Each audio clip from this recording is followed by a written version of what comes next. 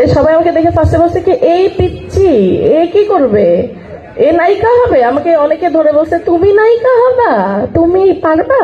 আমি ক্লাস 8-এ থাকতে, 8 থেকে 9-এ উঠি নাই, তখন আমি ফুল ফ্লেজের নায়িকা।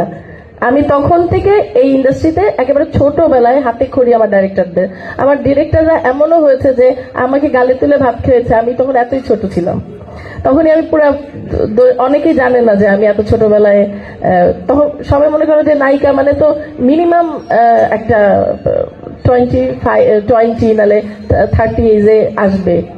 তো আমি এতই ছোট ছিলাম যে ক্লাস 8-এ পড়তাম, ছোট একটা ফ্রক পরে আমি যখন ফার্স্টে আসছি কাজ করতে, সবাই আমাকে দেখে ফার্স্টে বলছে কি এই পিচ্ছি, এ কি করবে, এ নায়িকা হবে। আমাকে অনেকে ধরে বলছে তুমি নায়িকা হবা, তুমি পারবা।